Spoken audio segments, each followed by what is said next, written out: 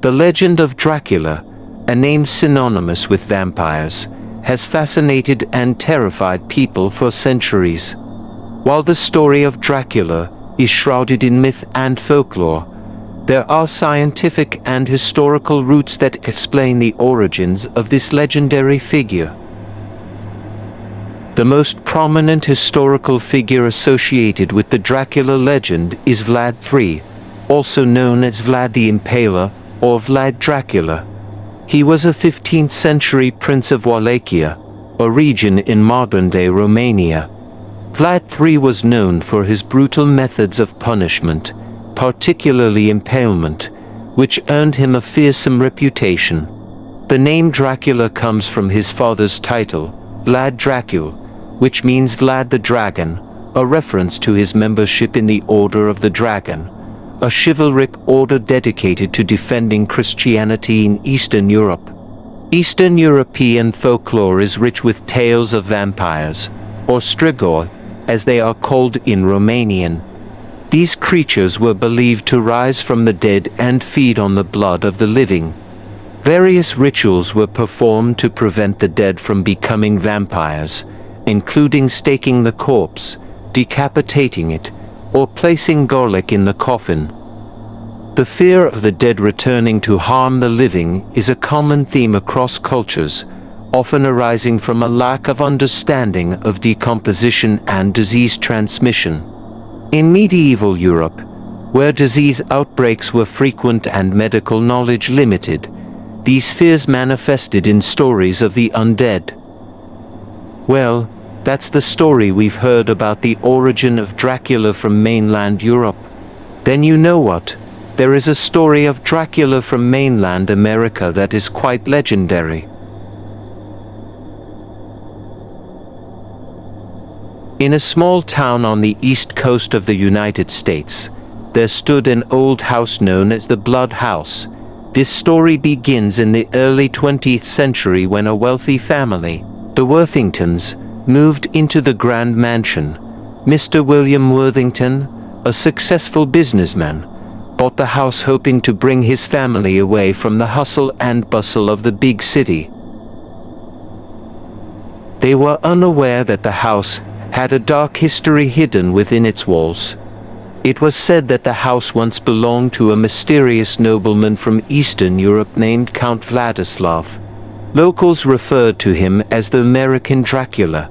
Vladislav came to America seeking a new refuge, after being chased out of his homeland by villagers who suspected him of practicing black magic and vampirism. Nights in the Blood House were always filled with tension.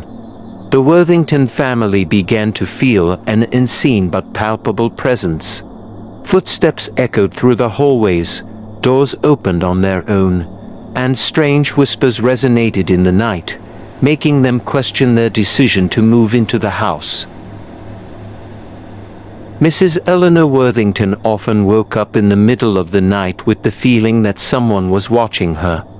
One night, she saw a tall, slender shadow at the foot of her bed. The figure wore a long cloak, and its face was obscured by shadows. When she tried to scream, her voice was choked in her throat, and the figure vanished as quickly as it had appeared. Their children, Tommy and Lucy, also began to show signs of inexplicable fear. Tommy often woke up with bite marks on his neck, which the doctor attributed to insect bites. However, the marks were too large and deep to be from any ordinary insect. Lucy, usually cheerful, became withdrawn and often talked to herself in dark corners of the house. Mr. Worthington, initially skeptical, began to feel the same tension. He started researching the house's history and discovered records about Count Vladislav. According to legend, Vladislav was a vampire who had been hunted out of Europe and sought refuge in America. However, locals who learned of his dark past pursued him until he mysteriously vanished, leaving the house abandoned. One dark and stormy night, Eleanor heard strange noises coming from the basement. Following the sounds, she found a hidden door leading to a previously unknown room. Cautiously, she descended and found an old coffin tightly sealed. Suddenly, the door behind her slammed shut, and Eleanor found herself trapped. From the shadows, a tall figure with glowing red eyes emerged. Count Vladislav. He explained that he had been trapped in the coffin for years, but the house's power was weakening, slowly freeing him. He needed fresh blood to fully restore his strength, and the Worthington family was his perfect prey. With mounting terror, Eleanor tried to fight back. She found an old cross in a corner of the room and pointed it at Vladislav. The vampire recoiled with an angry roar, but he continued to approach. With unexpected courage, Eleanor threw the cross into the coffin, forcefully locking it again. Vladislav screamed in pain and disappeared into a cloud of black smoke. When the basement door finally opened, Mr. Worthington and their children found Eleanor unconscious on the floor but alive. After that incident, the Worthington family quickly left the house and never returned. The Blood House now stands empty, shrouded in mystery and fear. Locals avoid the place, believing that Vladislav's spirit still lingers, waiting for the right moment to rise again and seek fresh blood. Those brave enough to approach the house at night often hear strange whispers and see a tall shadow with red eyes peering from its dark windows. The story of the Worthington family spread quickly, adding another layer to the legend of the Blood House. Though the Worthingtons escaped, not everyone was as fortunate. A few years later, a group of paranormal researchers attempted to uncover the house's mysteries. Led by Dr. Jonathan Reeves, the team brought advanced equipment to detect supernatural activity. Dr. Reeves, a famous skeptic, did not believe in vampires or evil spirits. However, the experience at the Blood House changed his perspective forever. On the first night of their investigation, cameras captured a shadowy figure drifting through the hallways, and strange sounds were recorded on their devices. One team member, Sarah, found an old book that seemed to belong to Count Vladislav. The book was filled with notes about dark rituals and spells, indicating that Vladislav was indeed involved in occult practices. In the following nights, the situation became increasingly tense. Sarah began experiencing nightmares about Vladislav, as if he were trying to communicate with her. One dream showed Vladislav sitting in the basement, surrounded by a circle of fire, summoning dark entities from another dimension. When Sarah woke up, she felt a terrifying presence in her bedroom and found bite marks on her neck. Dr. Reeves, increasingly concerned for his team's safety, decided to end their investigation. However, before they could leave, they experienced a night of horror. Vladislav appeared in full form, attacking team members one by one. They tried to fight him with the equipment they had brought, but Vladislav's power was too great. Dr. Reeves watched in fear as his colleagues were attacked. In the final moments, Sarah, who seemed to have a special connection with Vladislav, managed to recite a spell from the old book that trapped Vladislav back in the coffin. With her last bit of strength, she locked the coffin with the cross that Eleanor had found years before. Dr. Reeves and Sarah, the only survivors of that night, decided to leave the place and warn others about its dangers.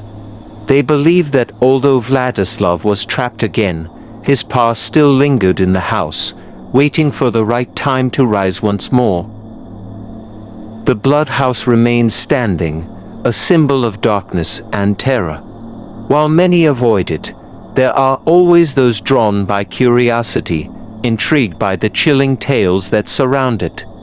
Those brave enough to enter often never return, leaving behind traces of mystery that only strengthen the legend of the American Dracula. This story serves as a reminder that some shadows from the past never truly disappear, merely waiting for the right moment to re-emerge, bringing fear and darkness into the hearts of the unsuspecting.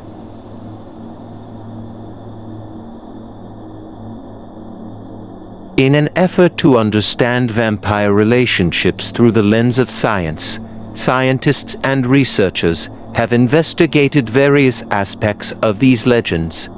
One major focus is vampirism, a medical condition believed to have inspired vampire stories.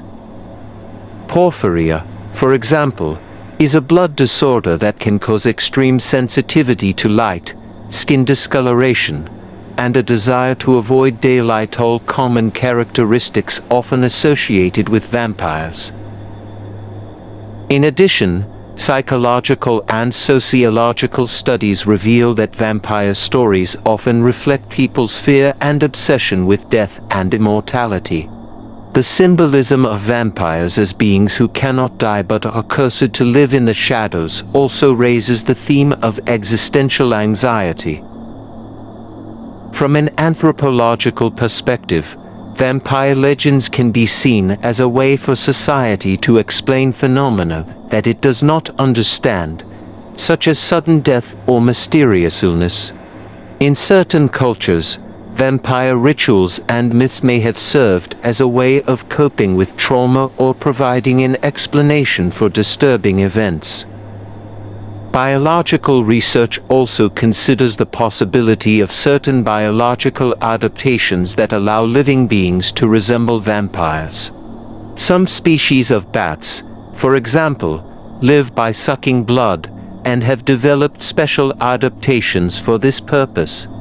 This suggests that although vampires may be just legends, their concept has a basis in natural phenomena. By combining different disciplines, we can see how the vampire myth is not just a horror story, but also a reflection of human fears, beliefs and knowledge that have evolved throughout history. Several scientific theories attempt to explain the vampire legends that culminated in the Dracula myth. Porphyria. This rare group of genetic disorders affects the production of heme, a component of hemoglobin. Some forms of porphyria cause symptoms that resemble vampire traits, such as sensitivity to sunlight, leading to blisters and burns upon exposure. People with porphyria might avoid daylight, giving rise to the belief that vampires are nocturnal. Additionally, the consumption of blood, a practice documented in some cultures, was believed to alleviate symptoms, further fueling vampire myths. Rabies. Rabies is a viral disease that affects the central nervous system, causing symptoms such as hyperactivity, hallucinations, and a fear of water, hydrophobia. Infected individuals may also exhibit aggressive behavior and a propensity to bite, behaviors associated with vampire lore. Rabies can spread through bites, paralleling the vampire's method of turning victims into their kind. Tuberculosis. Before modern medicine, tuberculosis (TB) was a widespread and deadly disease. It causes severe weight loss, a pale appearance, and coughing up blood, symptoms that could be interpreted as vampiric. In communities ravaged by TB, people often believed that the dead were returning to drain the life from the living, leading to practices like exhuming and killing suspected vampires. The legend of Dracula, while rooted in the historical figure of Vlad the Impaler, is a complex tapestry woven from historical events, literary imagination, and scientific phenomena. Understanding the scientific origins of vampire myths reveals how human physiology, disease, and cultural fears converge to create one of the most enduring and terrifying legends in history. This scientific perspective demystifies the Dracula myth, showing how a blend of historical brutality, genetic disorders, infectious diseases, and folklore gave birth to the iconic vampire we know today.